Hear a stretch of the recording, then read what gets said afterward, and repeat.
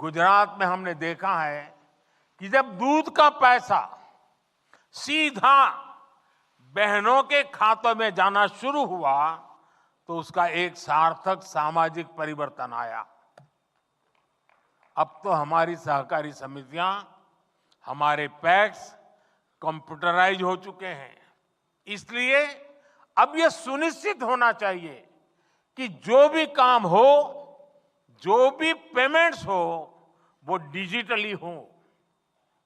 विशेष रूप से cooperative banks को डिजिटल टेक्नोलॉजी को आत्मसात करने के लिए तेजी से काम करना चाहिए।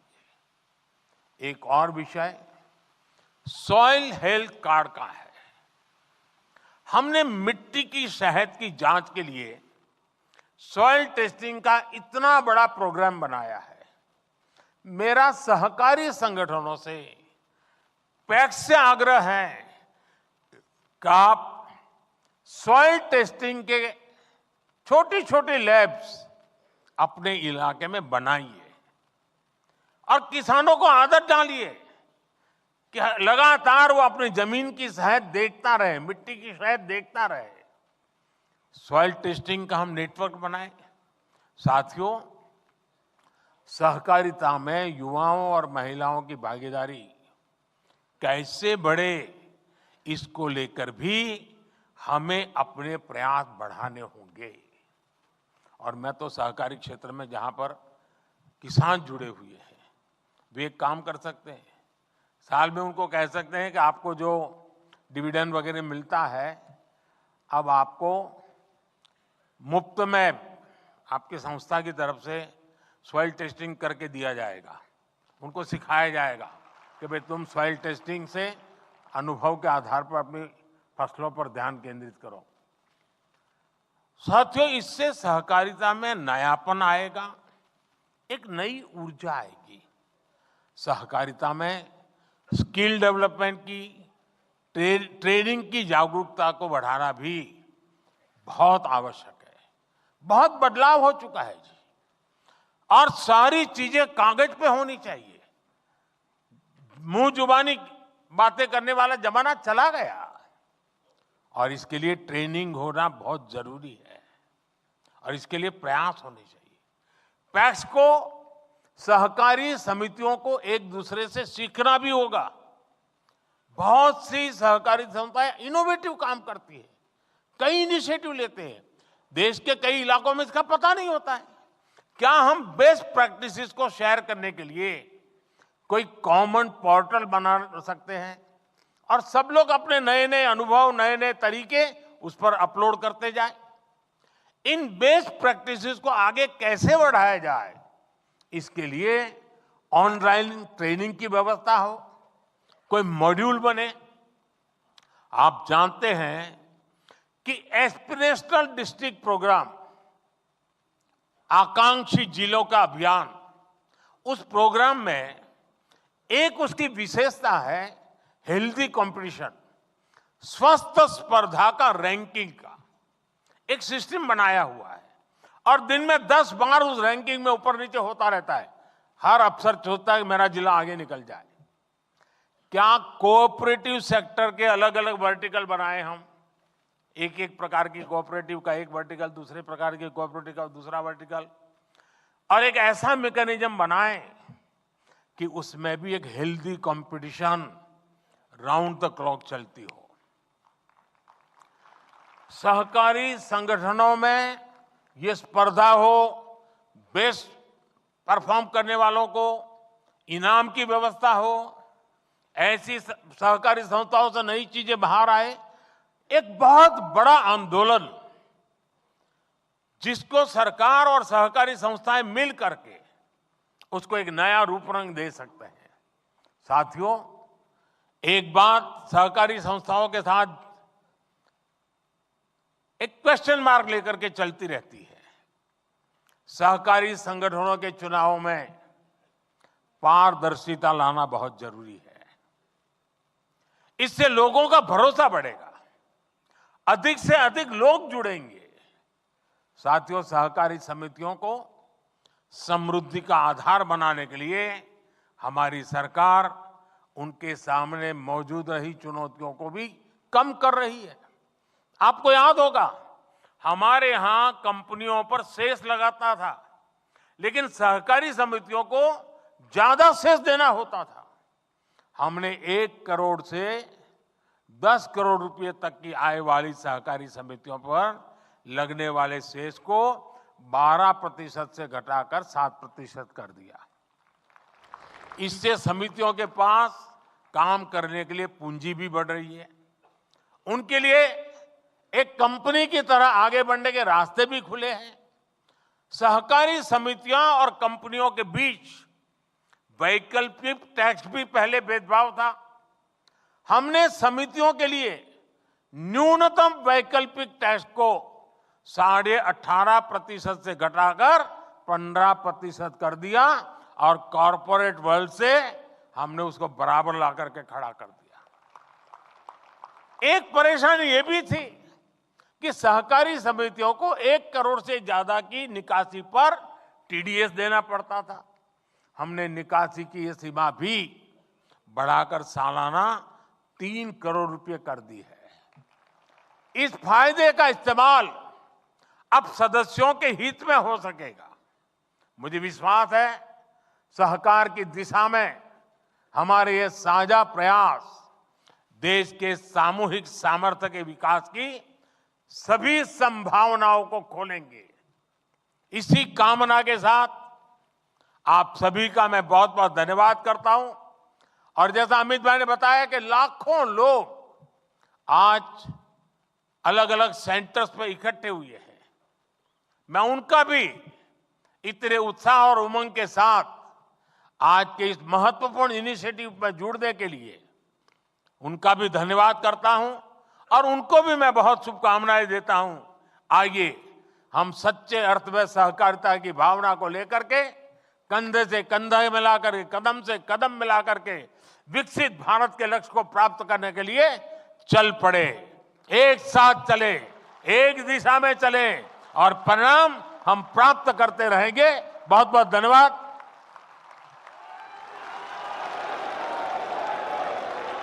बहुत बहुत धन्यवाद माननीय प्रधानमंत्री जी। सहकारिता के क्षेत्र में किसान कल्याण मंडपम से सीधा प्रसारण देख रहे थे आप। सहकार से समृद्धि का मूल मंत्र दे रहे थे प्रधानमंत्री नरेंद्र मोदी। समिट है और इसमें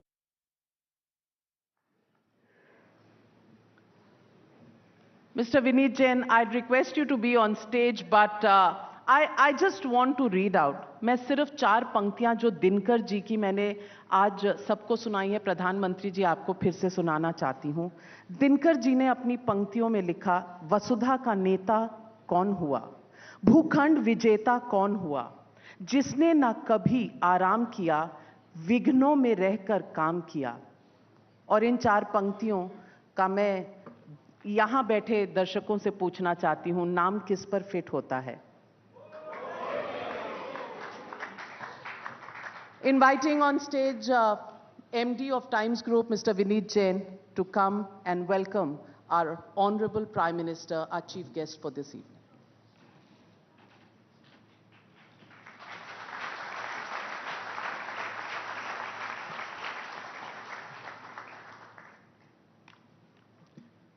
Honorable Prime Minister, Shri Narendra Modi ji, esteemed ministers, excellencies, and distinguished guests. At this August gathering, it is my honor to welcome you all to the ET Now Global Business Summit 2024. Over the years, this platform has become a meeting ground for the brightest minds, driving a convergence of visions and setting the agenda for seminal changes for our great country. As we stand at this juncture of a new chapter in India's history, let us acknowledge the profound significance of this moment. Today, the world is gazing at India, a nation that has not only weathered difficult storms, but is well on the way to emerging as the world's 3rd largest economy in the next few years. Today, we see the country as a source and a guiding light in the complex narrative of global growth and development. The dawn of 2024 marks not just the beginning of a new year, but the onset of a breakthrough era for India. Our markets are reaching new highs. Our economy is going from strength to strength, and the footprints of progress are visible in every corner. India in 2024 is a narrative of triumph. It fills me with pride as I have been witness to India's growth story and now its march towards becoming the world's third largest economy and a beacon of hope in an uncertain global world order. And this optimism surging through the people of our nation, Honorable Prime Minister, is a direct result of your government's strategic initiatives taken under your guidance.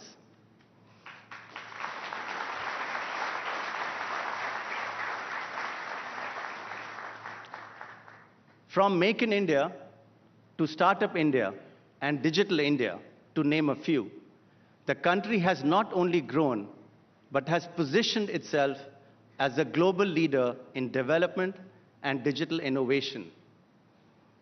The interim budget has given a boost to entrepreneurship and innovation in sunrise sectors with a corpus of 1 trillion rupees. Under your G20 presidency, India has not merely participated. It has led with a vision that transcends borders. The concept of Vasudhaiva Kutumbakam, one earth, one family, one future, articulated during the G20 summit, resonates as a rallying cry for global collaboration. The Prime Minister is also enhancing the spiritual and cultural legacy of Bharat. Take Ayodhya, for example, which is undergoing a cultural and infrastructural renaissance. The ancient city is now a living testament to the fusion of tradition and modernity. The vision of Ayodhya as a model for economic growth, rooted in cultural identity, is not just a dream. It is a tangible reality unfolding before us. Respected Prime Minister, your commitment to inclusion, captured in the mantra of Sabka Saath, Sabka Vikas, Sabka Vishwas, is the heartbeat of a nation on an unstoppable march towards progress. India is also using its military power for the greater good. There is now greater capability within the Indian Navy to execute complex anti-piracy operations. This reflects India's stronger commitment to ensure the safety of commercial shipping and freedom of navigation through vital waterways, so critical in our world today. India's digital infrastructure has undergone a remarkable transformation. With over 880 million internet subscribers, India ranks second globally, just behind China. Leveraging this connectivity, India has pioneered a digital public infrastructure model admired by other nations. In a mere 8 years, Made in India's UPI has evolved from a promising initiative to a universal tool reshaping the transaction landscape. From the simplest roadside purchase to the complexities of IPO stock acquisitions, and now even to purchase a ticket to the Eiffel Tower, UPI has become a tool that other world leaders have experienced, only to wonder why they did not think of it first. When it comes to the economy, India has been a major player on the global stage. India is projected to chip in a hefty 16% to the world's growth as per the IMF report. Indian economy has been growing at a fast pace and is now the world's fourth largest equity market. It is in the second position in Global Retail Index and has the world's third largest startup ecosystem. And guess what? Wall Street investors are taking notice too. Billions of dollars are shifting from other developed countries to India, with foreign institutional investors betting big on India's future. India is set to grow by over 7% in the current fiscal and become the world's third largest economy with a GDP of $5 trillion in the next 3 years. What's been the secret? Well, since 2014, the country has been strengthening its economic fundamentals in a big way. Take merchandise exports. For example, they hit a record high at around $450 billion in FY23. Sure, there are challenges ahead, like geopolitical tensions and the global demand slowdown, but India has shown resilience like no other. The last 10 years has been transformative for India, with its economy undergoing significant structural reforms, boosting its macroeconomic foundations. As we embark on Amrit Kaal, I want us all to envision a futuristic, inclusive, and prosperous society rooted in a human-centric approach. This will be our India. The next 2 decades belong to India, where initiatives like Make in India, Create in India, Serve from India, and Startup India converge into a majestic narrative, transforming the nation into knowledge, innovation, and a manufacturing hub. This vision aligns perfectly with the theme of this year's ET Now Global Business Summit: disruption, development, diversification. An intricate tale echoing your vision to craft India as the Vishwa Guru. During this time of change, there is no better guide than you, Prime Minister, to set the course. Your address tonight is not just an inspirational speech. It is a compass that will guide us through the uncharted waters of global shifts and will galvanize us in staying the path and achieving the dream of a $30 trillion economy. Distinguished guests, with immense pride, I present to you the Honorable Prime Minister of India, Shri Narendra Modi ji.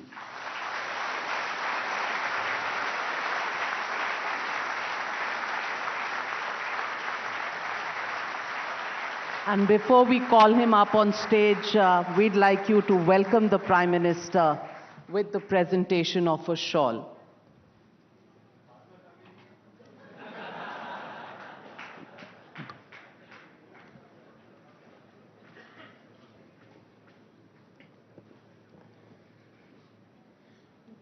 क्यों विनीत जी, आप मैदान छोड़ रहे हैं?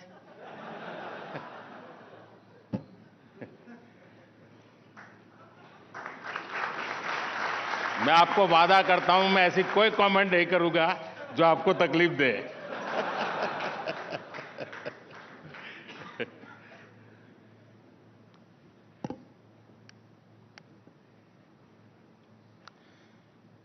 Guyana के PM श्रीमान mark Philips जी, Shri Vineet Jain ji, industry के leaders, CEOs, अन्य महानुभाव, देवी और सज्जनों, फ्रेंड्स, ग्लोबल बिजनेस समिट की टीम ने इस बार समिट की जो थीम रखी है मैं समझता हूं वो थीम इटसेल्फ बहुत अहम है। डिसरप्शन, डेवलपमेंट और डाइवर्सिफिकेशन। आज के इस दौर में ये बहुत ही चर्चित शब्द है और डिसरप्शन, डेवलपमेंट एंड डाइवर्सिफिकेशन की इस चर्चा में कोई इस बात पर सहमत है कि भारत का समय है। This is India's time.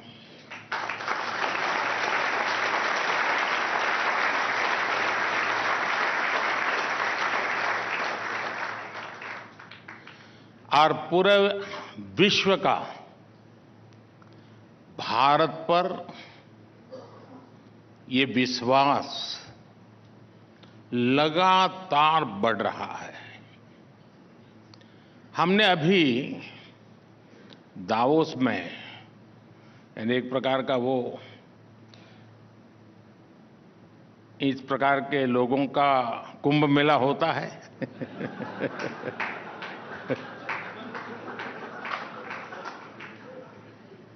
वहां लिक्विड कुछ और होता है गंगा जल नहीं होता है वहां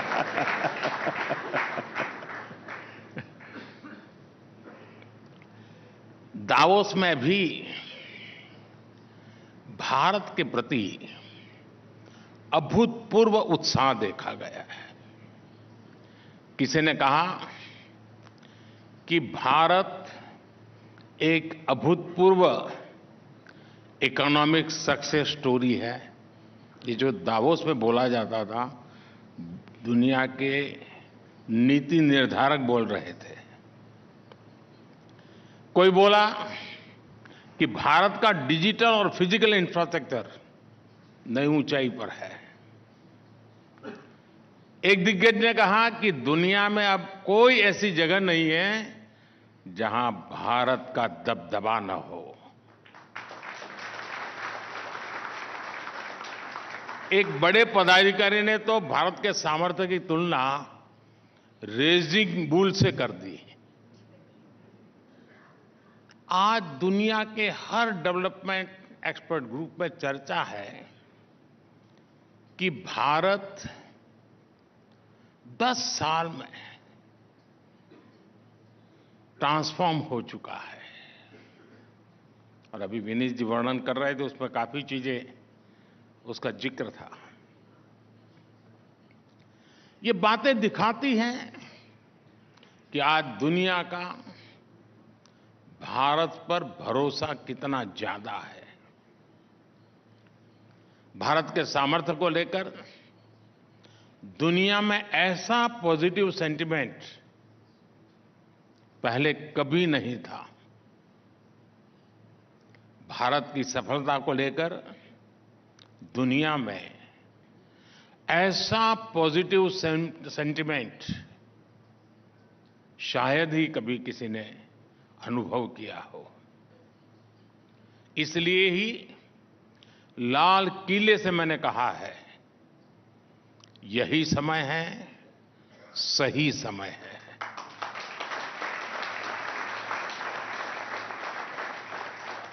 फ्रेंड, किसी भी देश की डेवलपमेंट जर्नी में एक समय ऐसा आता है जब सारी परिस्थितियां उसके फेवर में होती हैं। जब वो देश अपने आप को आने वाली कई सदियों के लिए मजबूत बना लेता है। मैं भारत के लिए आज वही समय देख रहा हूं। और जब मैं 1000 साल की बात करता हूं तो बहुत ही समझदारी पूर्वक करता हूं। ये ठीक है कि किसी ने 1000 शब्द कभी सुना नहीं, 1000 दिन का नहीं सुना तो उसके लिए तो 1000 साल बहुत बड़ी लगती है। लेकिन कुछ लोग होते हैं जो देख पाते हैं। ये टाइम पीरियड, ये कालखंड वाकई अभूतपूर्व है। एक प्रकार से वर्चुअस साइकिल शुरू हुई है। ये वो समय है जब हमारी ग्रोथ रेट लगातार बढ़ रही है और हमारा फिस्कल डेफिसिट घट रहा है।